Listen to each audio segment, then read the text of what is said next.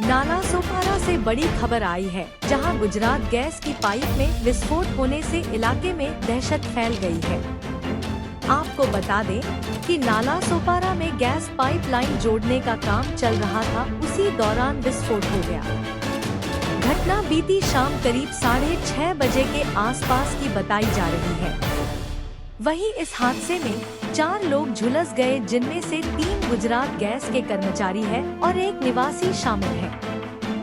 Gujarat gas company का gas connection का काम नालासोपारा पूर्व के गाला नगर स्थित चंद्रेश हिल्स बिल्डिंग में चल रहा था।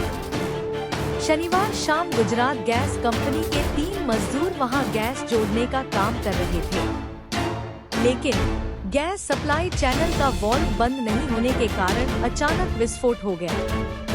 आपको बताते चले कि गुजरात गैस की वजह से अब तक वसई विरार में कई हादसे हो चुके हैं।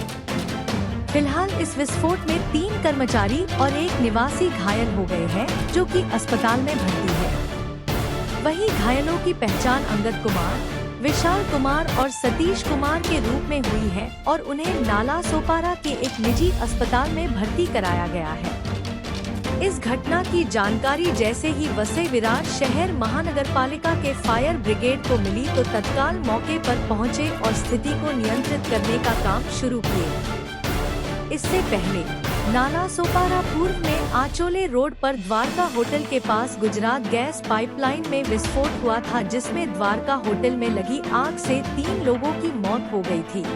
शहर के कुछ हिस्सों में गुजरात गैस कंपनी द्वारा पाइप से गैस आपूर्ति की जा रही है, लेकिन गैस कनेक्शन देने के दौरान काम में बरती गई लापरवाही के कारण लगातार ऐसी घटनाएं सामने आ रही हैं।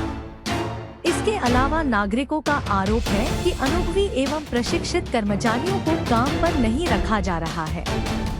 वहीं इस पूरे मामले में उपभोक्ताओं ने क्या कुछ कहा है, सुनिए। आपला मी रवींद्र पाटेकर, मनसे शहर संघटक। मला सांगा, ही जी घटना झाली, स्फोट झालेला आहे, याला कोण नेमका जबाबदार आहे, काय सांगाल?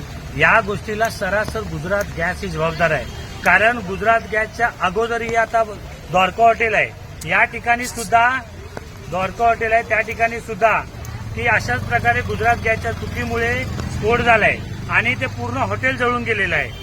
ते बंद करेपर्यंत मला वाटतं अर्धा ते पाऊण तास गेला, म्हणून पूर्ण हॉटेल जळलं। त्याच पद्धतीने आज सुद्धा या ठिकाणी त्यांनी जे माणसं पाठवली होती ते चालूमध्ये कॉक बंद न करता चालूमध्ये काम करत होते आणि यामुळे हा प्रसंग आज घडलेला आहे। त्या ठिकाणी मला वाटतं त्यांचे कामगार हे स्वतः जळालेले आहेत, त्याबरोबर त्यांच्या राहणाऱ्या तिथे एक व्यक्ती यांना जळालेली आहे।